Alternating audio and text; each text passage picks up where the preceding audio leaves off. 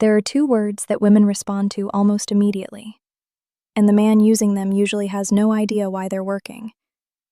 Not because he's lucky, not because he said something clever, but because those two words, in that moment, communicated something about him that most men spend years trying to communicate with far more effort and far less success.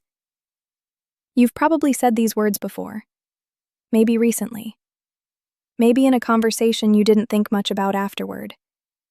And if you did, there's a real chance something shifted in that exchange.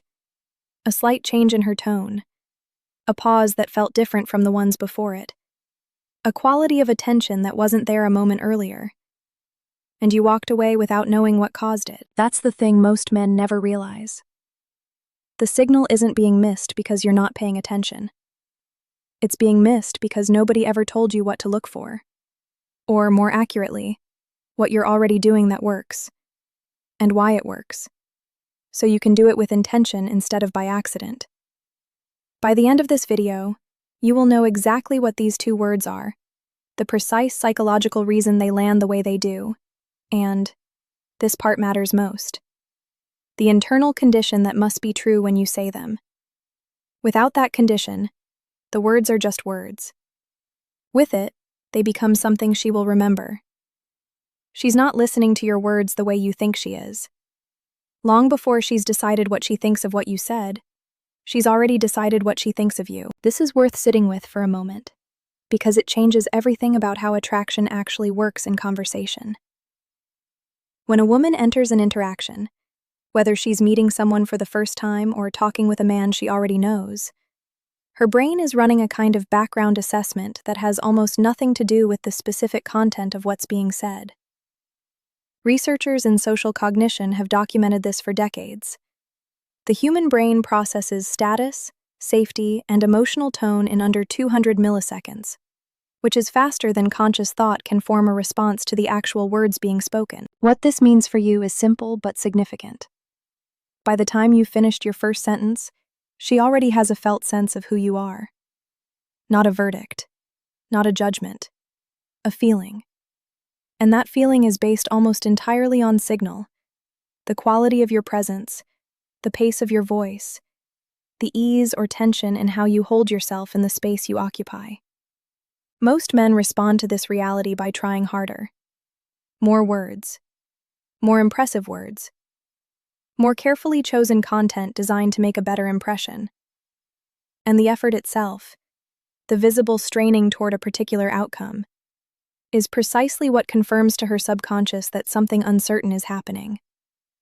She is not consciously aware she is doing this assessment. That is the part most men miss entirely. It runs quietly. It runs constantly. And it finishes long before the conversation reaches anything most men would consider the important part. So the question that matters is not what to say. The question that matters is what your words are signaling underneath what they mean. And to understand that, you first need to understand something that the dating advice industry gets almost completely backward about men your age. Here's what the dating advice industry gets completely wrong about men your age. It keeps trying to teach you how to act like someone you're not, when the thing women actually respond to is evidence that you've stopped performing entirely. There is a quality that becomes available to men in their 40s and 50s that simply cannot be faked by someone younger. It isn't confidence as a performance, the kind of loud, forward-leaning energy that reads as trying. It's something quieter and more difficult to manufacture.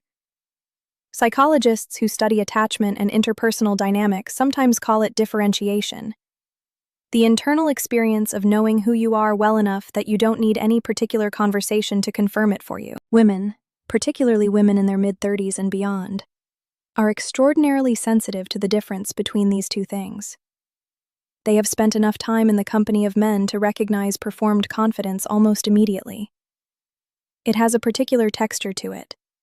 A man who talks too much, too quickly. A man whose stories are slightly too polished. A man who watches her face while he speaks, monitoring for signs that she is impressed, adjusting his delivery in real time based on what he reads there. Genuine settledness has a completely different feel. It moves at its own pace. It doesn't chase the laugh or the approving nod. It can tolerate silence without rushing to fill it. And here is the part that matters for what comes later. Genuine settledness has a specific verbal fingerprint, a way of speaking that signals, without announcing, that this man has lived through things and arrived somewhere real. Of course, this doesn't mean coldness. It doesn't mean withholding. A warm man can still be settled. A funny man can still be settled. The settledness isn't about reducing who you are. It's about not needing her reaction to confirm that you're allowed to be who you are. That distinction is what women are actually responding to when they describe feeling drawn to an older man. Not his age, not his accomplishments. The absence of audition energy. The feeling that this man is not trying out for a role. He already has one, and it fits. And the particular verbal signal that communicates all of that? It turns out it's shorter than you'd expect. The two words aren't a trick. They're not a technique you apply from the outside. They're a window, and what she sees through that window in the half second after you say them is everything. The two words are, I know, not aggressive, not dismissive, not delivered with a smirk that signals you think you're better than her. Said quietly, warmly, at a natural pace, the way you'd say it to someone you genuinely understand. Now, before you think this sounds too simple to matter, stay with me. Because the psychology behind why this specific phrase works is not simple at all. When a woman shares something with a man, an opinion, a feeling, a preference, something she cares about, there is a predictable internal experience she's having as she does it. She is, on some level, waiting to see how he handles it. Not consciously, not strategically, but waiting nonetheless. Most men, when they receive what a woman shares, respond in one of a few characteristic ways.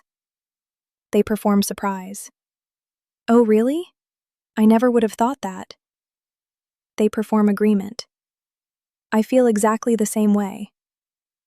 Or they pivot immediately to their own related experience, which signals that what she said was primarily a launching pad for what they want to say. Each of these responses, whatever the intention behind them, communicates the same thing at the signal level. I needed to react. I needed to respond visibly. What you said required a performance from me. I know communicates none of that. Said correctly, it says, I see you. I already understood this about you, or about the world, or about what you're describing, and I didn't need to make a show of receiving it. Behavioral psychologists studying conversational dynamics have noted that one of the most powerful signals of status and emotional security in conversation is the capacity to receive information without requiring it to change the emotional atmosphere. High-status individuals, in the real sense, not the performed sense, don't scramble to react. They absorb. They process. They respond with a quality that communicates they have seen this before, felt this before, known this before. This is why I know works. Not because it withholds validation, but because it communicates that you have enough interior depth that her words found a landing place in you, rather than bouncing off a surface that wasn't ready.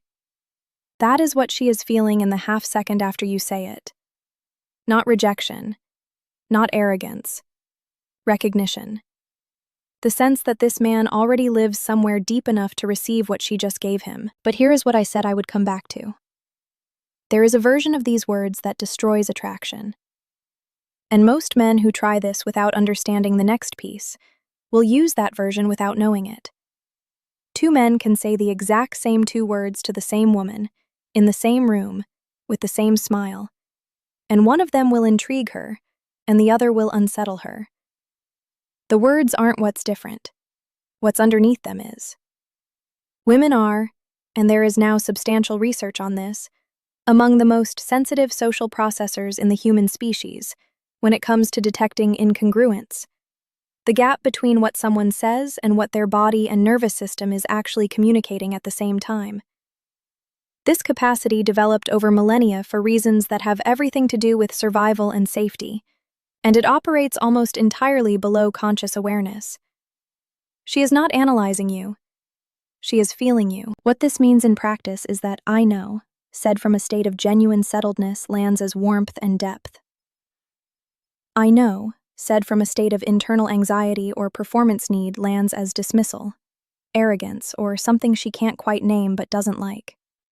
The internal state that makes these words work has 3 specific qualities. First, ease with what comes after. When a settled man says, "I know," he doesn't rush to fill the space that follows. He lets the moment be what it is. He is not watching her face to check whether it worked. The pause after the words is part of the message. It communicates that he does not need an immediate signal of approval to feel secure in what he just said. Second, the absence of the monitoring gaze. This one is subtle but critical. When a man is performing confidence rather than inhabiting it, there is a particular eye behavior that gives him away. He speaks, and then he checks. The slight shift in gaze toward her face to read whether he landed it correctly. A truly settled man doesn't do this. Not because he doesn't care how she feels, but because his sense of self doesn't depend on her verdict. Third, low vocal investment. "I know," said correctly, does not rise in pitch at the end. It does not carry extra weight or emphasis. It is not delivered quietly as if it's a secret meant to impress. It is simply said. At the normal volume of your voice, at the normal pace of your breath, as if it is one of many true things you carry. Before we go further, I want to address something directly, because I anticipate the objection. This is not about being cold. It is not about being withholding or emotionally unavailable. A warm, generous, attentive man can possess all 3 of these qualities completely. The settledness and the warmth are not opposites. They are, in fact, what makes warmth feel safe to a woman rather than needy. When she can feel that your warmth is coming from fullness, rather than from a hunger for her approval, it lands entirely differently. Now you understand the words. You understand the state. The final piece is knowing exactly when these words create the most powerful effect. Because timing, in the psychology of attraction, is almost everything. Knowing the words is only half of it.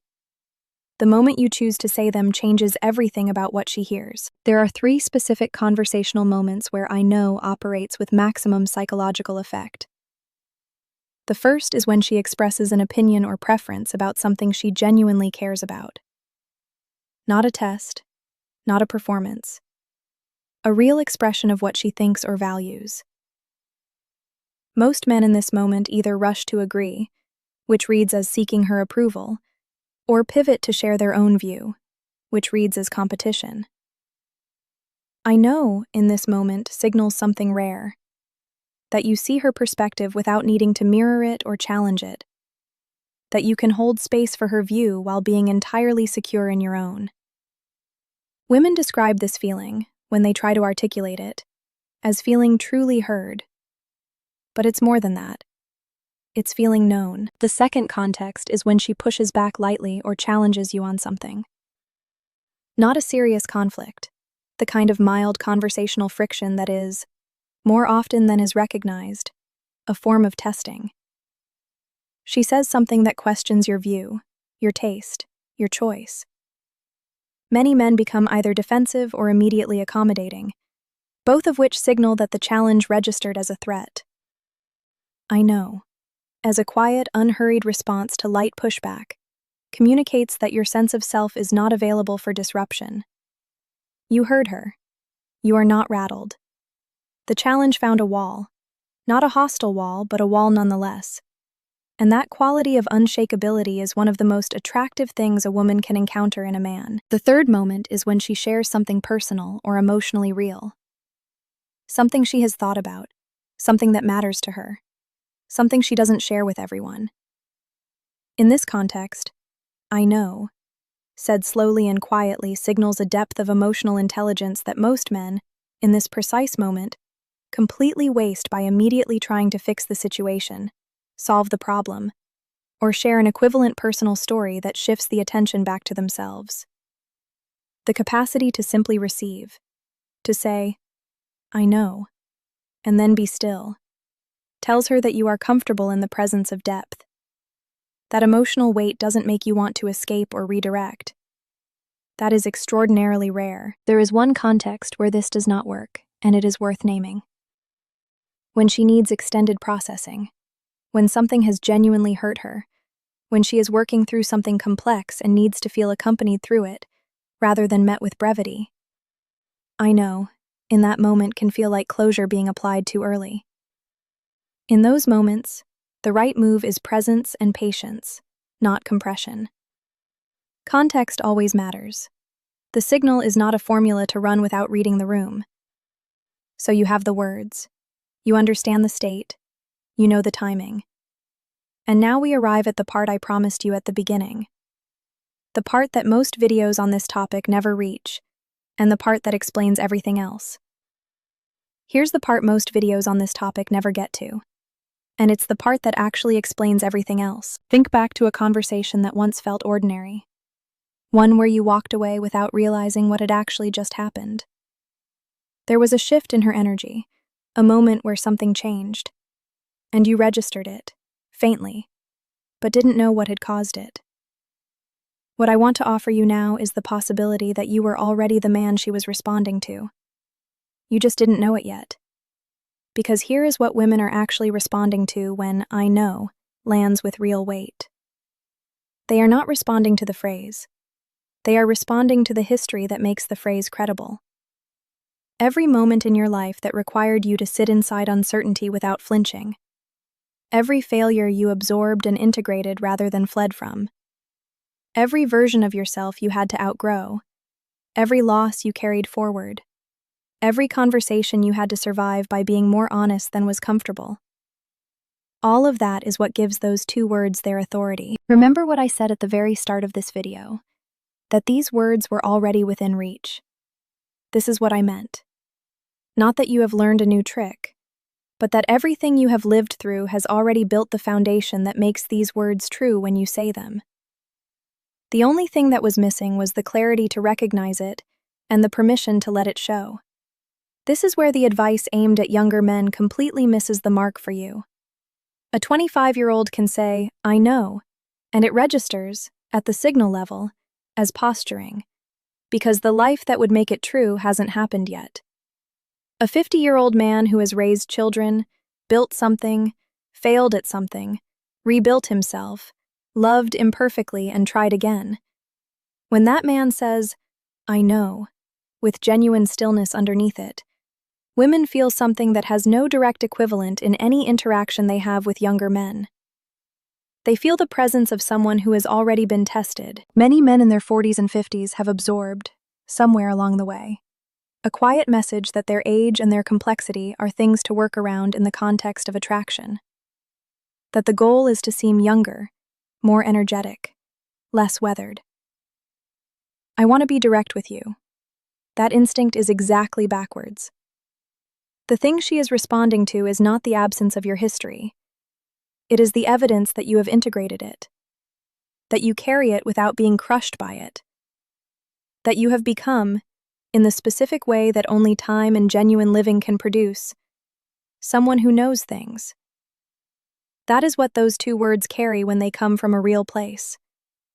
Not arrogance, not dismissal. A quiet announcement.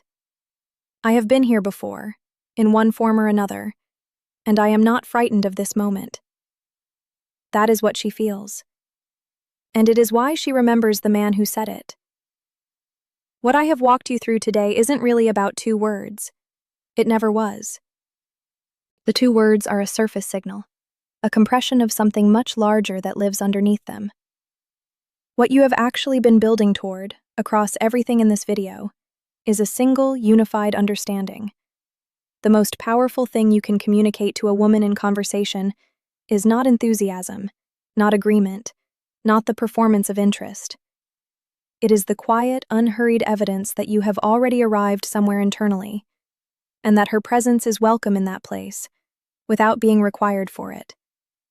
Most men, for most of their lives, have been trying to create attraction by adding things. More charm, more wit, more effort, more words. What the psychology actually tells us is that a certain kind of subtraction is what works. Removing the performance, removing the monitoring, removing the visible need for approval.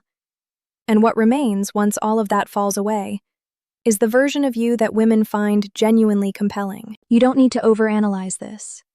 You don't need to rehearse these words in a mirror or engineer the perfect moment to deploy them. What you need, and what I hope this video has begun to give you, is the clarity to recognize the qualities you already have, and the confidence to stop hiding them in favor of something you think she wants more. Tell me in the comments, is there a moment in your life where you felt that settled, unshakable quality in yourself? What created it? I read every comment on this channel, and I am genuinely curious what your answer is. If you found this useful, consider subscribing, because on this channel we look at female psychology from the inside, in plain language, without the performance, specifically for men who are done with surface-level advice and ready for the real thing. In the next video, I'm going to show you something that works even better than these two words, and it involves saying nothing at all. Stay close.